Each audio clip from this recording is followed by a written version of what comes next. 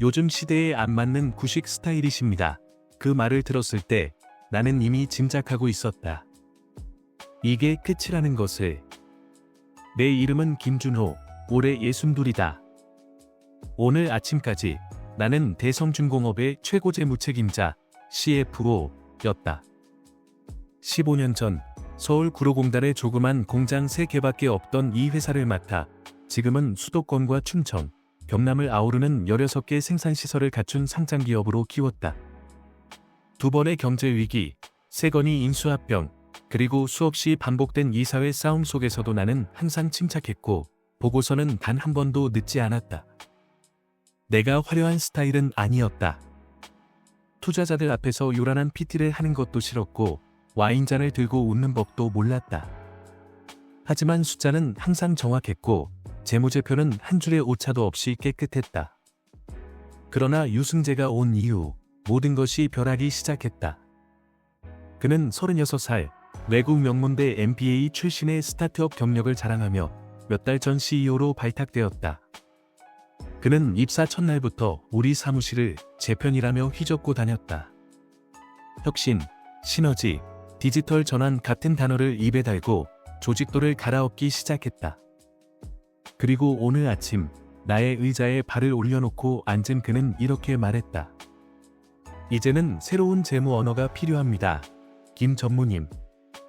구식회계는 더는 통하지 않아요.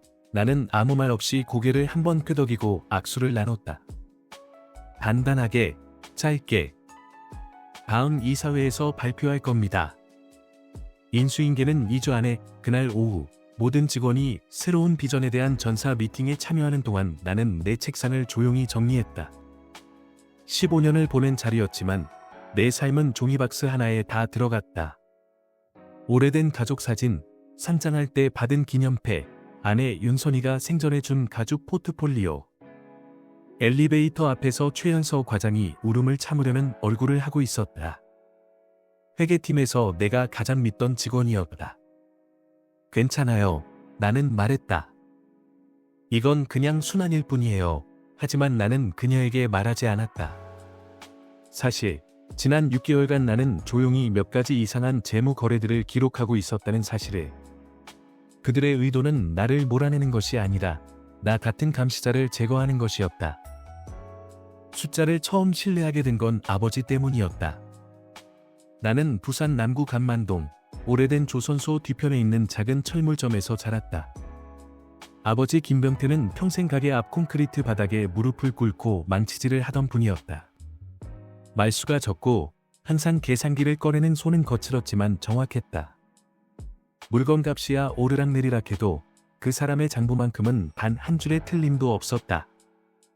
사람 말은 틀릴 수 있어도 숫자는 안 틀린다. 그게 아버지의 신조였다. 나는 밤마다 가게 장부를 정리하며 숫자를 배웠다. 고등학교가 끝나면 가게 물건을 정리하고 새벽까지 재고를 세고 원가를 맞췄다. 그게 내 대학 입시 준비였고 내 회계학 수업이었다. 그렇게 나는 동국대학교 경영학과에 입학했고 졸업하자마자 서울에 있는 중소기업으로 올라왔다. 당시 내게도 더 큰 회사의 제안이 있었다. 외국계 금융사, 건설 대기업, 해외 연수. 다 마다하고 나는 서울 금천구의 작은 제철 가공업체에 들어갔다. 이유는 단 하나였다. 그 회사의 대표가 직접 내게 이렇게 말했기 때문이다. 우리 회사 지금 망하기 직전이야. 당신 같은 숫자 사람 하나 필요해. 거기서 나는 10년을 보냈고 그곳에서 만난 인맥을 통해 대성중공업과 연결되었다. 2008년 그해 겨울 눈이 많이 왔던 날이었다. 내게 전화가 왔다. 한은진 대표였다. 그때까지 대성중공업은 아직 가족 경영 형태에 가까운 아주 보수적인 기업이었다. 경기도 안성에 공장이 3개 있었고 그중 한 곳은 아직 수기로 출하장부를 쓰고 있었다. 우린 지금 흔들리고 있어요. 그녀는 말했다. IMF 이후 다시 한번 위기가 와요. 나랑 같이 좀 버텨봐요. 숫자를 믿는 사람 필요해요.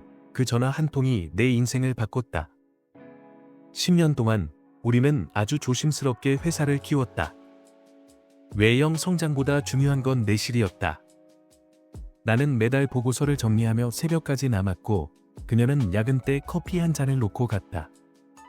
때로는 의견 충돌도 있었지만 한은진 대표는 항상 내 말을 귀담아 들었다. 재무제표 하나에 사업 방향이 바뀌기도 했다.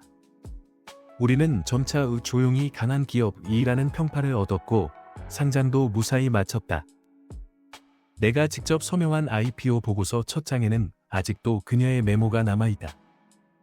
이 숫자 위에 우리는 회사를 올렸습니다. 그러나 그녀가 은퇴하고 나서 모든 것이 달라졌다. 유승재. 그는 첫 등장부터 달랐다. 입사 후 2주 만에 기존 구매 프로토콜을 무시하고 마케팅 외주 업체를 긴급 계약으로 끌어왔다. 알고 보니 그의 대학 동문이었다.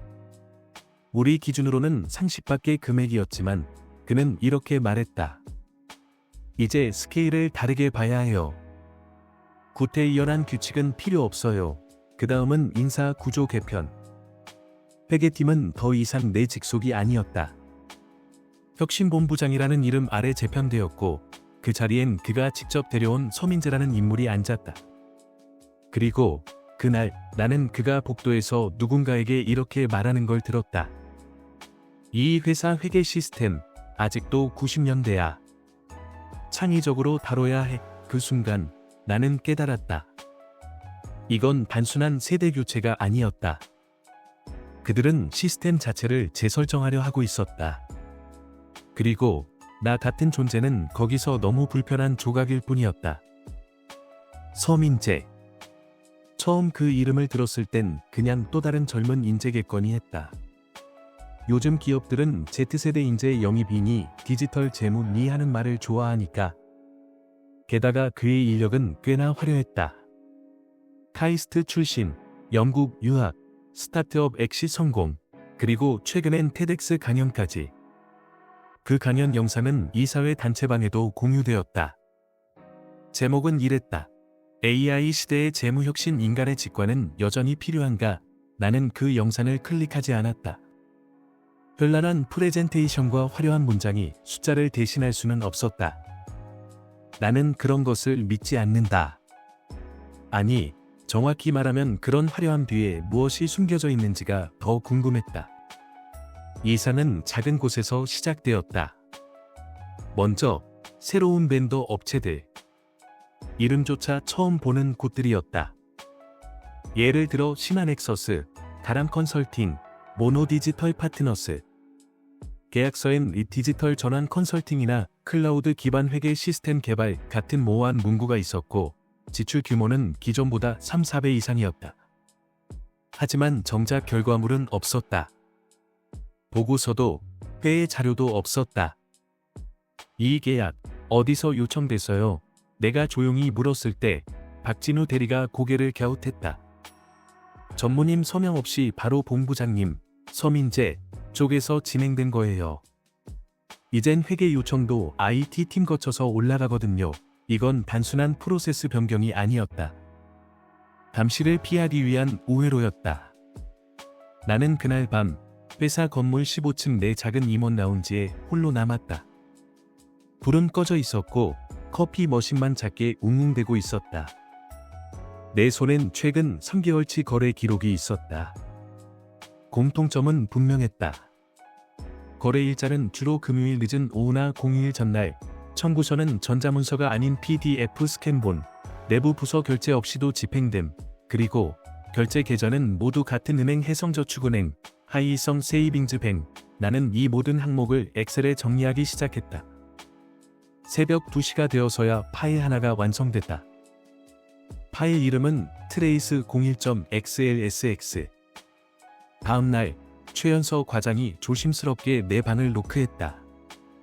그녀는 내게 작게 종이 하나를 건넸다. 내부 알림처럼 보였지만 실제론 어제 입금된 세금 계산서 사본이었다. 과장님, 이거 왜 주셨어요? 그녀는 주변을 둘러보고 작게 속삭였다. 이상하지 않아요? 이건 서 본부장 지시인데. 계약 업체가 법인 등록번호를 2번이나 바꿨어요. 그 사이 회사 주소도 바뀌었고요. 확실히 확인했어요?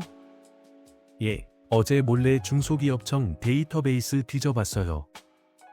이거 정식 업체가 아닌 것 같아요.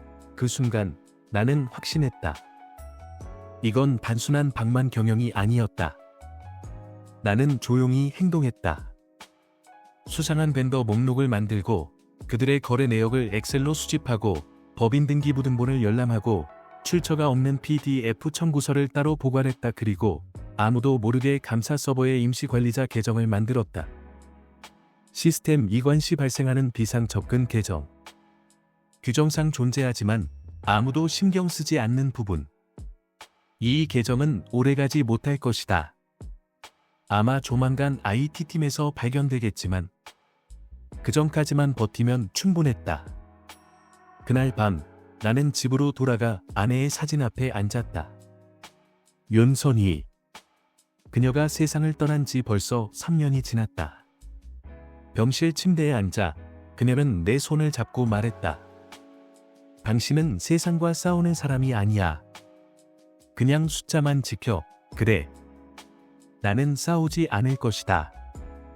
하지만 진실을 조용히 정리하는 일은 내 몫이다. 나는 늘 사람보다 숫자를 믿었다. 하지만 그날만큼은 사람의 눈빛을 먼저 보게 되었다. 박진우 대리. 그는 내 팀에서 7년을 함께 해온 묵묵하고 예의 바른 직원이었다. 그날 오후 그는 퇴근길 복도에서 조용히 내게 다가왔다. 전무님, 혹시 지난 분기 신규 투자 항목 직접 보셨어요? 보고서로만. 왜? 그는 목소리를 낮췄다. 숫자가 맞지 않아요. 내부 보고용 자료와 외부 공시용 자료가 다릅니다. 특히 디지털 혁신센터 구축 비용 항목에서 나는 그에게 말했다. 팩트만 정리해. 해석은 말고. 숫자만. 그날 밤 나는 3장짜리 문서를 꺼내 들었다. 제목은 간단했다. 신한엑서스 거래 기록 추적 요약이 이상하게 보일지 모르지만 나는 이 문서를 인쇄하지 않았다. 대신 아내가 쓰던 낡은 가죽 노트에 손글씨로 정리했다. 디지털은 흔적을 남기고 손글씨는 눈에 띄지 않는다. 노트 첫 장에는 이렇게 적혀 있었다. 신한엑서스 설립일, 유승재 CEO 취임 3일 전, 주소, 실제로는 공유 오피스. 대표자, 서민재와 같은 법무법인에서 등기. 계약 금액 총합, 6개월간 약 42억 원. 그리고 마침내 가람 컨설팅이라는 이름이 다시 눈에 들어왔다. 이 회사는 최근 3개월간 총 11건의 외주 계약을 따냈고 그중 7건이 서민재의 서명으로 진행되었다. 가장 수상한 점은 이 업체가 불과 1년 전까지만 해도 카페 운영 법인이었다는 사실이었다. 나는 가람 컨설팅의 대표자 이름을 검색했다. 놀랍게도 유승재가 이전에 재직했던 B&B 모바일의 공동 창업자로 이름이 올라와 있었다. 그리고 그 회사는 몇 해 전 상장 실패 이후 갑자기 해산되었다. 이건 단순한 인재 영입이 아니었다. 이건 조직적 침투였다. 나는 다음 날 내 마지막 희망 중 하나인 인물을 찾아갔다. 오명숙 이사. 대성중공업 감사위원회 위원장이자 예전 경쟁사인 한세기계의 전 CEO. 그녀는 은퇴 이후 대성 이사회에 참여하고 있었다. 삼청동 근처 조용한 다과집에서 우리는 만났다. 나는 커피 대신 매실차를 시켰다. 김 전무님, 저한테 이런 자리를 요청하신 건 처음이에요. 네, 그리고 마지막일 수도 있습니다. 나는 가죽 노트에서 한 장을 꺼내 그녀에게 조용히 넘겼다. 그녀는 아무 말 없이 3분 넘게 읽었다. 그리고 마지막 장을 넘기고 난 후 고개를 들었다. 이게 사실이면 이건 회계 조작을 넘은 일이에요. 사실입니다. 제가 직접 검증했습니다. 일부 항목은 내부 서버에도 남아 있습니다. 감사 프로토콜 잊지 않으셨다면요. 그녀는 조용히 고개를 끄덕였다. 그날 밤 집으로 돌아온 나는 옷장에서 작은 박스를 꺼냈다. 박스 안에는 아직 쓰지 않은 USB 몇 개, 예전 외장하드, 공증 도장이 있었다. 내가 할 수 있는 조치는 다음과 같았다. 모든 문서를 3곳 이상의 보안 저장소에 이중 보관, 48시간마다 확인 신호를 입력하지 않으면 자동 전송되는 데드만 스위치 시스템 구축, 언론에 넘기기 전 신뢰할 수 있는 이사회 인물 3명에게 의문 제기 형식의 요약문 발송 준비, 그리고 내 이름으로 된 공증 진술서 작성. 나는 그날 새벽까지 작업을 마치고 마지막 파일을 저장하면서 이렇게 중얼거렸다. 이건 보복이 아니다. 이것은 정리다. 내가 다시 감사 서버에 접속한 것은 한밤중이었다. 새벽 1시 47분, 건물은 어두웠고 보안 조명만이 복도를 비추고 있었다. 사람들은 내가 조용히 퇴사 준비를 하고 있다고 믿었다. 하지만 그 며칠 사이 나는 관리자 이관 절차를 가장하여 감사 시스템의 하나의 임시 계정을 생성해 두었고, 그것이 지금도 여전히 살아있었다는 것은 다행이라기보단 그들이 나를 너무 쉽게 무시했다는 증거였다. 나는 먼저 디지털 전환 비용 카테고리 아래 등록된 최근 6개월치 항목들을 정렬했다. 이상한 점은 너무 많았다. 가람 컨설팅, 11건 계약, 평균 단가 2억 7천만 원, 신한엑서스, 계약금은 고정 3억 5천만 원, 반복 주기 28일. 모노디지털 파트너스, 3건 계약 모두 항목 설명 없음. 그리고 이 모든 계약은 서민재 또는 그의 팀 직원 아이디로 처리됨. 나는 결제 계좌 정보를 추적했다. 흥미롭게도 각 업체가 사용하는 은행은 달랐지만 모두 별도 법인 계좌가 아닌 개인명의 자문 계좌였다. 여기서부터는 전문적인 분식이었다. 나는 모든 입금 정보를 정리해 도식화했다. 그리고 연관된 거래처 명의로 검색을 이어가던 중 한 기업이 눈에 들어왔다. DVI 파트너스, 대성중공업의 주요 투자자 중 하나였고 최근 이사회 의석을 2석 확보한 사모펀드였다.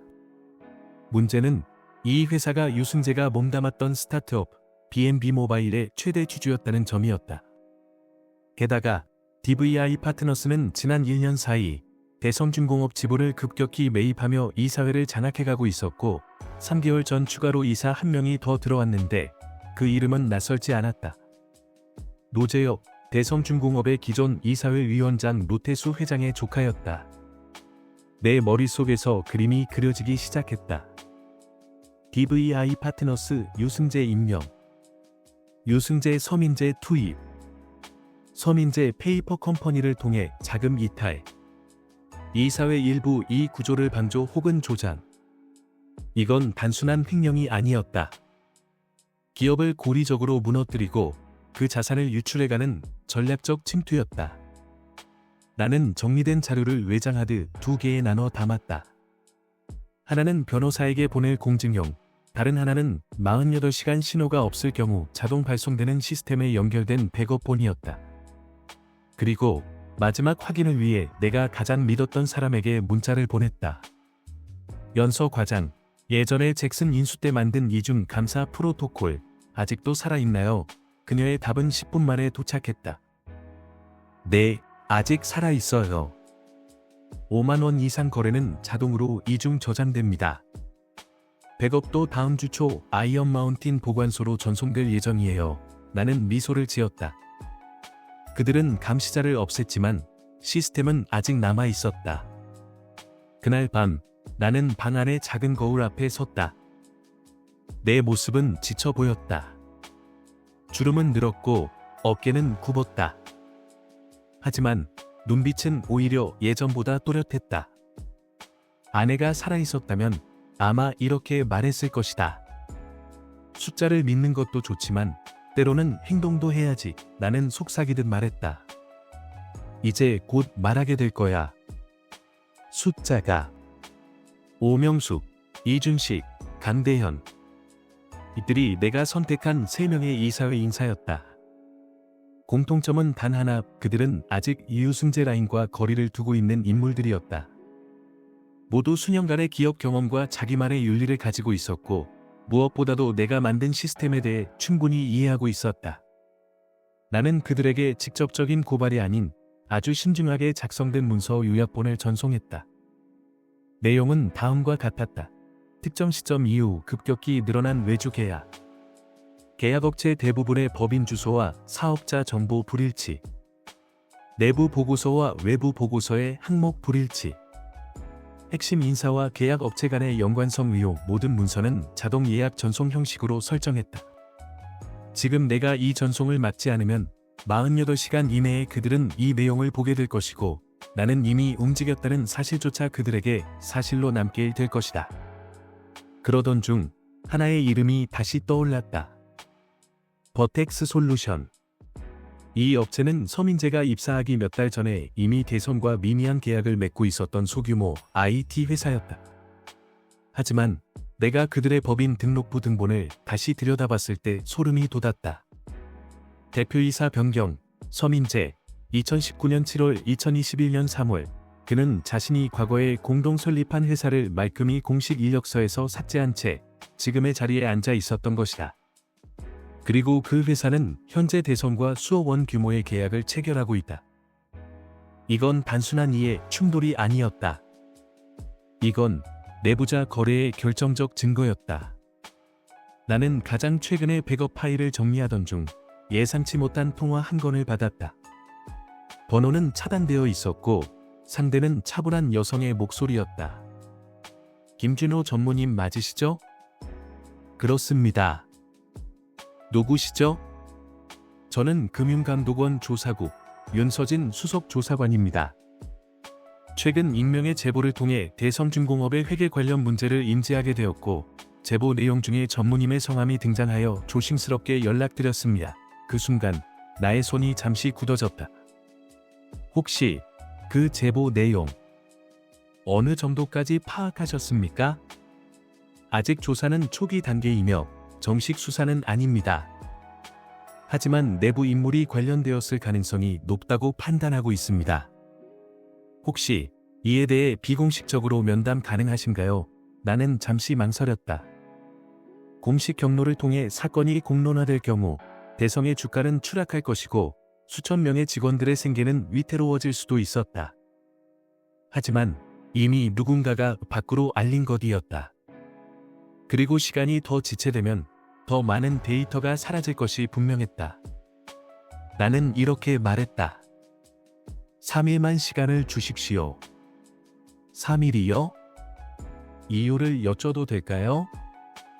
그동안 정리해온 숫자들이 있습니다. 그 숫자들이 말할 준비가 필요합니다. 그날 밤 나는 마지막 준비를 시작했다.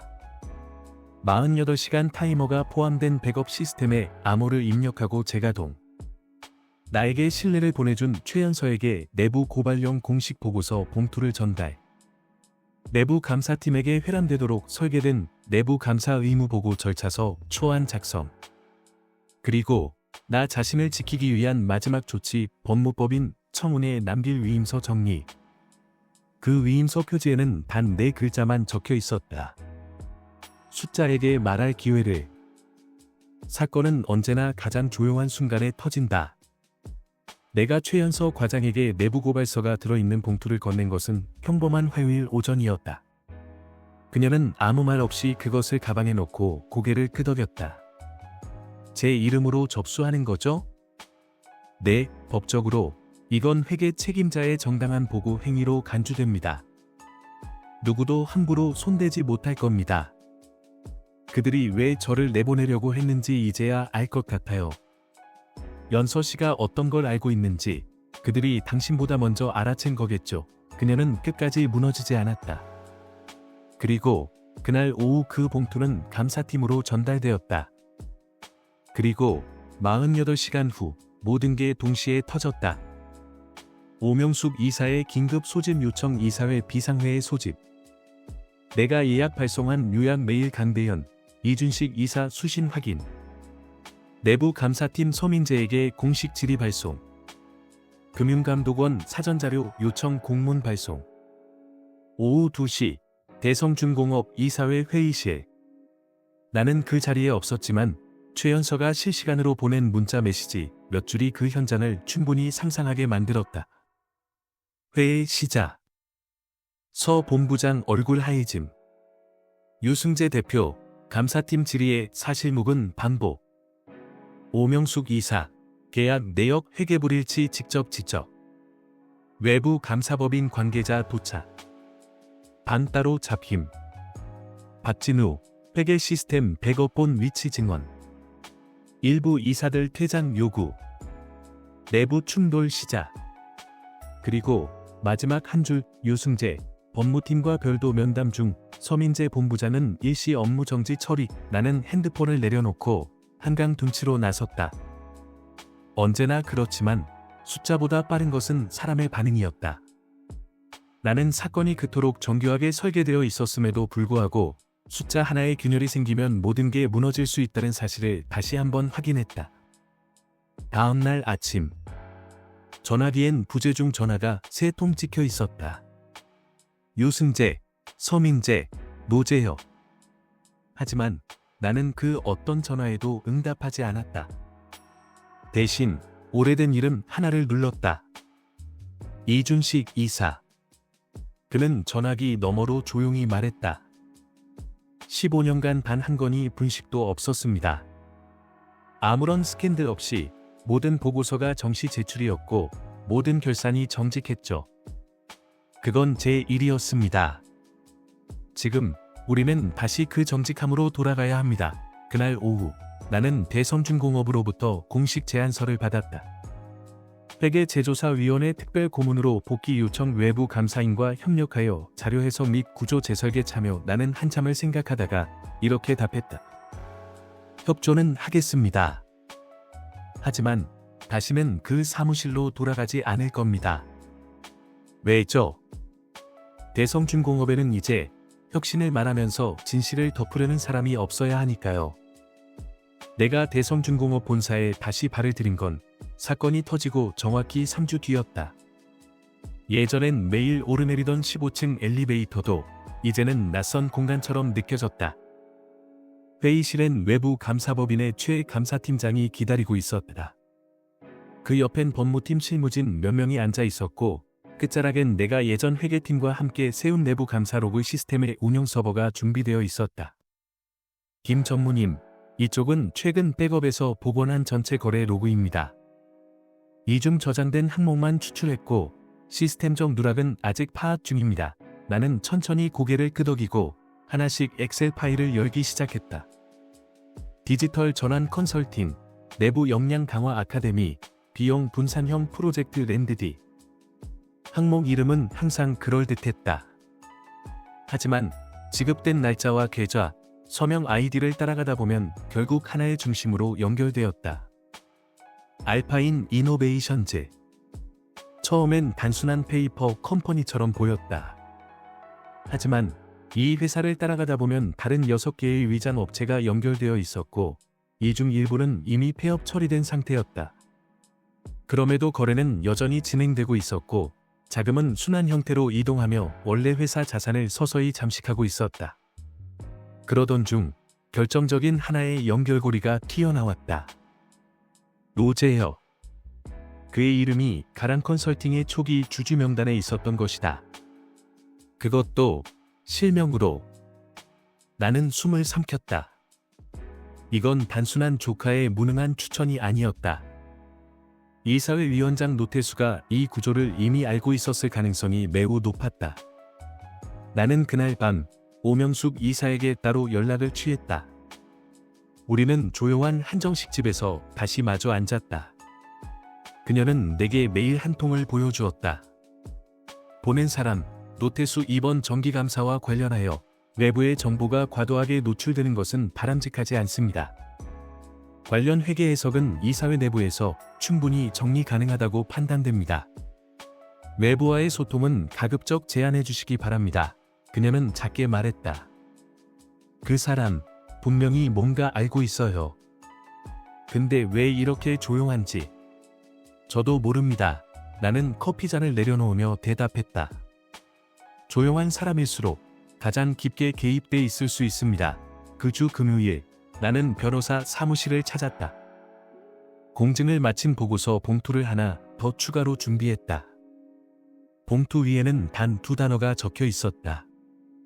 이사회 외부 공개용. 만약 내부에서 이 사건을 다시 묻으려 한다면 나는 그들보다 먼저 외부에 말하게 될 것이다. 하지만 그날 밤 모든 흐름을 뒤흔드는 일이 벌어졌다. 금융감독원이 제출받은 거래보고서 일부가 조작된 상태로 들어갔다는 사실이 확인되었다. 누군가 내부에서 자료의 일부를 제거하거나 수정한 것이었다. 그리고 감사 시스템 접근 로그에는 낯익은 이름이 있었다. 강대현 이사. 나는 멈춰 섰다.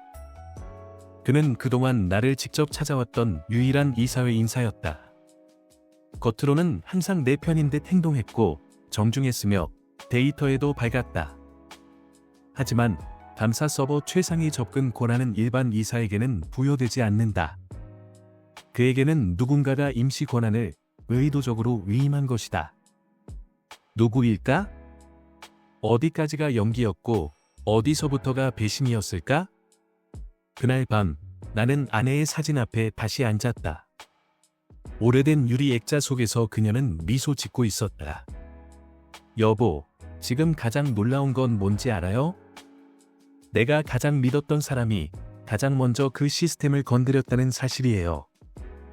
나는 강대현 이사의 로그 접근 기록을 뚫어지게 바라보았다. 접속일자 5월 8일 22시 46분 접속 경로 감사 로그 백업 서버 거래 추출 모듈 삭제 항목 버텍스 솔루션즈 엘파인 이너베이션즈 디지털 스트래터지 코리아. 그는 정확히 내가 추적해온 3곳의 거래 기록만 골라 통째로 삭제했다. 아니, 삭제 시도를 했다. 다행히 이중 백업 서버는 오프라인 상태였고 그는 그것까진 몰랐던 모양이었다. 나는 즉시 최 감사팀장에게 연락해 해당 로그를 포렌식으로 복구해달라고 요청했다. 그리고 다음날 새벽 3시 로그 복원은 성공했다. 더 충격적인 건 따로 있었다. 임시 삭제 요청 승인자 체어먼 WT. 나는 다시 눈을 의심했다. 체어먼 WT 노태수 회장의 사내 시스템 아이디였다. 그날 아침 나는 이사회 임시회의 자료 준비라는 명목으로 사무실을 찾았다. 회의실 앞 나는 문득 한 사람과 마주쳤다. 서민재. 그는 눈빛이 메말라 있었다. 입술은 바싹 말라 있었고 점장 어깨는 지난주보다 더 처져 있었다. 그는 나를 지나치며 조용히 말했다. 이럴 줄 알았으면 처음부터 말했을 겁니다. 나는 걸음을 멈췄다. 뭘 말했어야 했는데요. 그는 한 박자 쉬고 나서 나직이 대답했다. 알파인은 제가 만든 게 아닙니다. 전 반지 필요한 사람에게 기술만 넘겼을 뿐이에요. 누굽니까? 그 필요한 사람이. 그는 입을 굳게 다물었다. 그리고 한마디만 남기고 사라졌다. 당신이 믿었던 사람 중에 있습니다. 그날 오후 나는 다시 오명숙 이사를 찾아갔다. 그녀는 내게 하나의 문서를 조용히 건넸다. 이건 4월 이사회 회의록 초안이에요. 정식 안건에는 없었지만 사적 토론 시간에 강대현 이사가 제안한 내용이 있어요. 그 문서의 한 귀퉁이 작은 메모가 적혀 있었다. 디지털 전략 부문 자유계약 권한 일시 부여 제한 DVI 투자자 요청 포함. 나는 숨을 들이켰다. DVI 파트너스. 그들이다. 그들은 이미 자금을 들여 이사회를 움직였고 강대현을 통해 유동계약 시스템을 열게 했으며 노태수는 조카를 통해 임시 위임 권한을 승인했다. 유승재는 단지 이 시스템 안의 얼굴 역할을 한 인물에 불과했다. 그날 밤 나는 아이언 마운틴 보관소에서 돌아온 백업 원본을 검토하다가 하나의 의외의 항목을 발견했다. 2019년 7월 11일자 버텍스 솔루션즈 창립 초기 이사회 회의록 비공개 버전. 그 안에 한 줄 임시 고문 KDH 강대현. 나는 그제야 깨달았다. 서민재는 단지 기술을 제공했을 뿐 그 이사는 강대현이 주도하고 있었다. 그리고 그 모든 위에는 무표정하고 침묵만 지켜온 노태수 회장이 있었다. 다음 날 금융감독원 윤서진 조사관에게 나는 모든 자료를 전달하며 이렇게 말했다. 이건 단지 회계 조작이 아닙니다. 이건 한 기업을 속삭이며 파괴하는 방법에 대한 설계도입니다. 그녀는 고개를 끄덕였다. 김 전무님, 이 진술은 공식 수사로 전환됩니다. 그 전에 한 가지 묻고 싶습니다. 이 모든 걸 처음 알게 된 순간은 언제였습니까? 나는 그녀의 눈을 바라보며 대답했다. 내가 퇴사 인사를 하고 있던 그날입니다. 왜 그날이었죠? 최연서 과장이 버텍스 솔루션즈 송장 날짜가 2월이라고 말했을 때, 그리고 유승재가 그 이름을 꺼내기 이틀 전이었다는 걸 알았을 때, 그때 이미 모든 게 짜여 있었던 거죠. 나는 마침내 모든 걸 정리했다. 6개월간의 회계 내역, 거래소 위변조 로그, 감사 로그 서버 복원본, 버텍스 솔루션즈와 엘파인 이너베이션즈의 법인 구조도, 그리고 이사회 내부 이메일과 회의록. 이제 이 모든 조각은 하나의 그림을 만들고 있었다. 누군가가 돈을 훔친 게 아니라 회사를 설계대로 망가뜨리고 있었다. 금융감독원의 정식 수사 전환이 발표된 날, 나는 서울 서초동의 한 조용한 회의실에 있었다. 감사법인, 법무법인, 그리고 금융감독원의 3자 면담 자리. 윤서진 조사관은 내게 이렇게 물었다. 김 전무님, 이 상황을 가장 잘 설명할 수 있는 문자는 무엇입니까? 나는 오래 생각하지 않고 대답했다. 그들은 숫자를 조작한 게 아닙니다. 숫자를 말하지 못하게 막은 겁니다. 감사를 우회하고 로그를 무력화시키고 구조를 감춘 채로 진실을 말할 수 있는 경로 자체를 없애버린 거죠. 조사관은 고개를 끄덕였다. 그 말 그대로 보고서 첫 줄에 쓰겠습니다. 며칠 뒤 대성중공업은 임시 이사회 전체 개편안을 발표했다. 노태수 회장, 사임. 강대현 이사, 정격 해임 및 법적 고발. 노재엽, 자발적 사퇴 처리, 하지만 검찰 수사 중. 유승재, 횡령 혐의로 체포, 변호사 통해 진술서 제출. 서민재, 공식 입장 없음, 해외 출국 금지 조치. 그리고 대성중공업은 새로운 회계 고문단을 구성하며 나에게 최종 정리 자문을 요청해왔다. 나는 요청을 수락했다. 단, 조건 하나를 붙였다. 그 어떤 언론에도 내 이름이 등장해선 안 됩니다. 나는 쇼맨십이 아닌 정리를 위해 이 자리에 있었으니까. 10월 21일 저녁. 나는 다시 한강변에 앉아 있었다. 가을바람이 강했고 강물은 고요했다. 그날 아내의 포트폴리오를 열었다. 그 안엔 그녀가 생전에 써준 손편지 하나가 있었다. 당신은 싸움보단 숫자를 믿는 사람. 하지만 숫자가 불러주는 목소리는 절대 외면하지 말아요. 나는 작게 중얼거렸다. 나 잘 들었어. 끝까지. 바로 그때 핸드폰이 울렸다. 번호는 차단되어 있었고 음성은 익숙했지만 예상 밖이었다. 김 전무님, 오랜만입니다. 그 목소리는 서민재였다. 할 말이 있습니다. 하지만 절대 이건 메일이나 보고서에 담을 수 없는 얘기입니다. 무슨 얘기죠? 유승재도, 강대현도, 노 회장도. 사실은 그 위에 누가 있는지 모릅니다.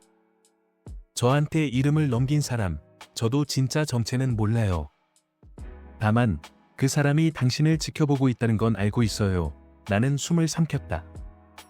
당신은 지금 협박을 하는 겁니까? 아니요. 경고입니다. 왜 지금 말하는 거죠? 왜냐면 이 이야기는 아직 끝난 게 아니거든요. 뚝, 전화는 끊겼다. 그날 이후 나는 잠을 자지 못했다. 서민재의 목소리는 여전히 귓가에 맴돌았다. 진짜 이름은 저도 모릅니다. 다만 그 사람이 당신을 보고 있다는 것만은 확실해요. 내가 지금껏 조사했던 모든 데이터, 거래 기록, 계약 체결자, 법인 구조 모두가 결과물이었다. 하지만 그 시작점, 즉 이 모든 설계를 최초로 만든 자의 실루엣은 여전히 보이지 않았다. 나는 다시 가람 컨설팅의 초기 서버 IP 기록을 복원하기 시작했다. 당시 서버는 AWS 서울 리전에 있었지만 계약 초기 설정에서 VPN 오해 기록이 하나 남아 있었다. IP 위치, 룩셈부르크, 싱가포르, 경유, 한국. 이건 평범한 사람의 접근 방식이 아니었다. 금융범죄에 능숙한 조직적 행위였다. 그리고 또 하나. DVI 파트너스의 투자 구조를 다시 열람하던 중 나는 모르는 이름 하나를 발견했다. 헬런 트러스트 리미티드 파트너, 지분율 13.2%. 해당 트러스트는 케이맨 제도에 등록되어 있었고 수많은 글로벌 사모펀드와 공동 출자 구조를 이루고 있었다. 나는 그 이름이 익숙하지 않아 자산운용업계에 있는 지인에게 연락했다. 그는 조용히 말했다. 헬런 트러스트. 글쎄, 내가 아는 한 그 신탁은 보통 정부인가 사업과 로비가 연결된 경우에만 움직인다. 흔히 어느 쪽이든 진 것처럼 보이게 만드는 쪽이 그 뒤에 서 있지. 나는 소름이 돋았다. 며칠 후 금융감독원은 대성중공업 수사를 1차 마무리했다. 총 유출된 자금 약 123억 원, 연관된 페이퍼 컴퍼니 수 9곳, 연루된 임원 및 이사회 인사 7명, 해외 연계 자금 흐름 경로 3개국, 2개 조세 피난처. 그리고 수사 말미 보고서에는 이렇게 적혀 있었다. 본 사건은 통상적인 내부 비리 차원을 넘어 외부 자본 세력과 내부 권한 구조가 교차하여 기업의 경영권과 자산을 전략적으로 침식한 사례로 판단됨. 나는 어느 오후 한적한 강원도 산골 마을의 커피숍에 앉아 있었다. 그곳은 아내와 함께 언젠가 은퇴 후 살자고 이야기했던 마을이었다. 그곳에서 마지막 메일 한 통을 보냈다. 수신자 오명숙 이사, 제목 남겨진 이름 하나, 헬런 트러스트에 대한 정보를 더 찾아보셔야 합니다. 이건 단순히 우리 회사의 문제가 아닐 수도 있습니다. 반지. 우리가 먼저 맞은 것뿐일지도 모릅니다. 며칠 후 택배 하나가 도착했다. 작은 상자. 발신인은 없었다. 그 안엔 은색 USB 하나와 흑백 사진 한 장이 들어있었다. 사진 속엔 한 사내가 웃고 있었다. 나는 그 얼굴을 몰랐다. 하지만 그 사진 뒷면엔 단 3글자만 적혀 있었다. 다음은